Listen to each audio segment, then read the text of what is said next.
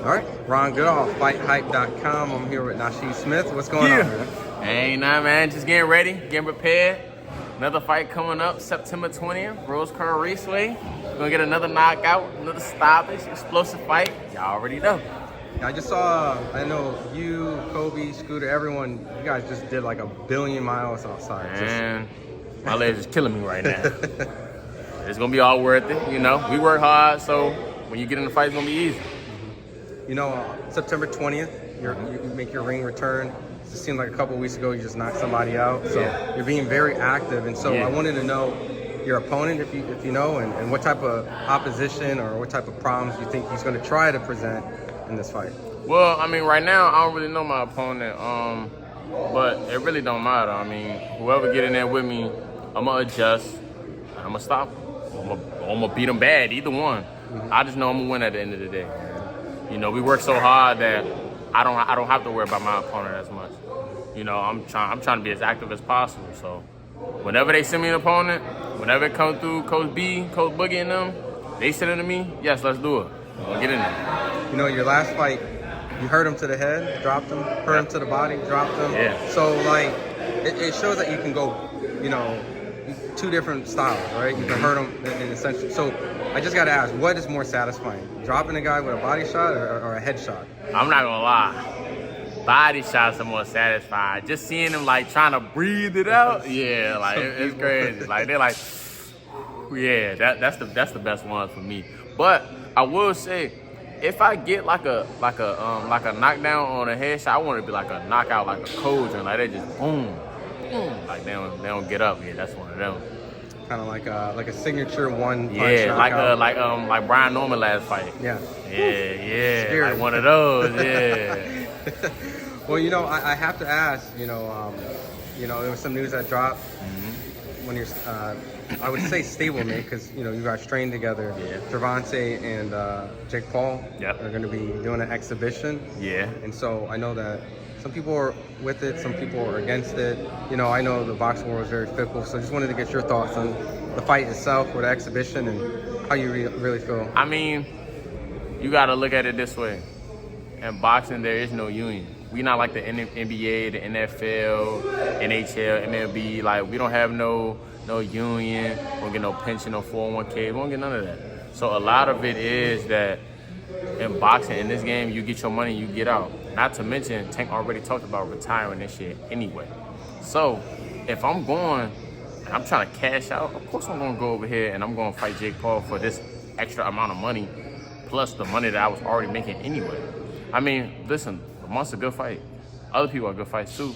And granted, yes, we wanted to see that, but at the same time, he probably was what? I'm not gonna be in his pocket because I really don't know, but let's say at the max, maybe 30 million, maybe. Jake Paul, you gonna guaranteed more than that. So I mean, if I'm not gonna say what I would do in that, you know what I mean, situation and things like that, but I understand why he was doing it, and I'm not gonna lie, if it's that case, I'm taking that money. It's my last year anyway. Like I'm about to be through after this.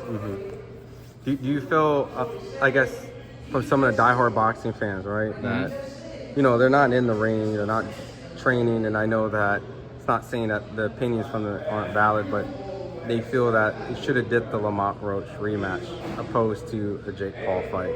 I mean, is there some sort of validity with that? You know? I mean, no, I understand them too, because at the end of the day, they are boxing fans, and they all they want to see is good fights. They don't care about, you know, people making the money or people's lifestyle, thing like that, because they not the ones in there taking that punishment or even fighting. They just the ones watching. All they want to see is blood. So I understand that from a fan's perspective.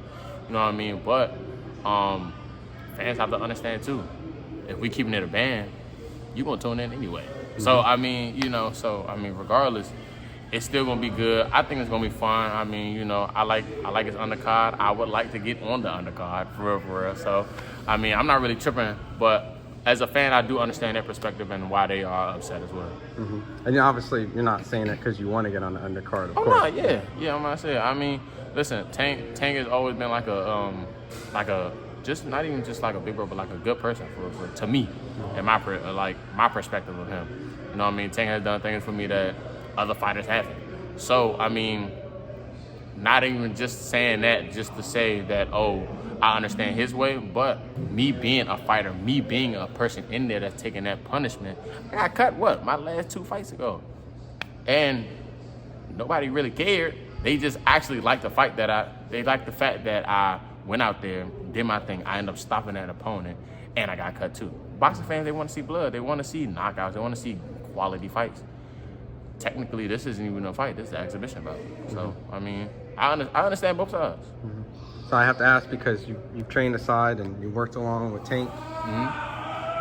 What do you think? How do you think the exhibition goes? You think Jake made a mistake doing an exhibition with Tank in this sense, outside of financial gains? You think 100%. You think Tank's gonna punish him? Yeah.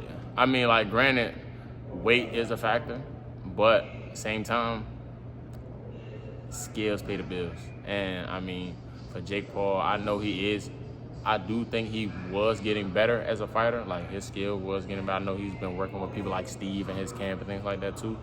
But just for somebody that's been doing this long, been a world champion for this long, been knocking people out for this long, I don't see how Jake does anything that will disrupt him or do something that he hasn't already seen. You think Jake gets knocked out in this exhibition? I don't know.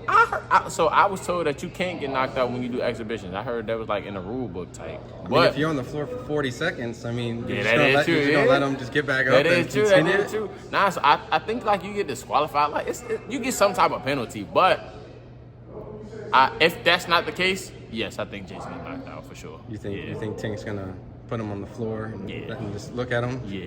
Yeah. Like if that's not the case, then yeah. I just don't see, like, other than weight, that's the only thing that like helps factor in for Jake. Like, you know what I mean? Like I do like what Jake is doing for boxing though. I will say that. Like, just him bringing in another crowd, you know, bringing in another network, creating his own promotion, putting on younger boxers, like putting people on his undercards and things like that. What he's doing for women's boxing, like, Jake is actually bringing in a whole new, different type of fan base for boxing that I actually like and I appreciate. But that being said, getting there with somebody like Tank, I just don't see it being a good thing that plays out for him. Yeah, I respect that. Of course, and before I let you go, let's remind everyone, September 20th, make a ring return. If they wanted to get some tickets or some more details, or they can follow you on social media. Oh yeah, you can follow me on Instagram, Twitter, and TikTok at SugarSheed_, SugarSheed_. DM me for tickets. And yeah, man, make sure y'all beat me there. Awesome. And before I let you go, I know you've been watching some Jiu-Jitsu Kaisen. So far, what's your favorite scenes or? My favorite scene so far is still, right now, is the one that You ain't peeped the movie yet? No, not yet. Cause I'm trying to make sure before when I watch that jump, I'm like able to just sit down and really like pay attention to that jump, where it's like no distractions, nobody bothering. I get to put my phone on do not disturb, all that. So, but right now my favorite scene was when he first first turned into the other guy to like actually fight. Yep. And the other guy was trying to figure out how to like be like how to kill the other, like his friends and stuff like that, like his teammates, but he couldn't. And then he was like, I'm just gonna kill myself, and he took the heart out. But then it was like he fought to come back. Like, it was crazy. It's like now it's like, yes, your evil side is stronger, but you gotta learn how to control it. I look at that as life too. Like, you know, when some people they get mad or they get upset, they get angry, they be like, oh, I'm seeing red, I'm this, that, and the third, blah, blah. I can't control myself when I'm angry, da, da, da. And you feel like that's your strongest, but you being able to control your strongest side, that's what make you as powerful as you are. And in Jiu-Jitsu Kaisen, you can see. Bro, I like that. Respect, man. All right, man. Well, I'll have to get with you after you see the movie. So. Yeah, for sure.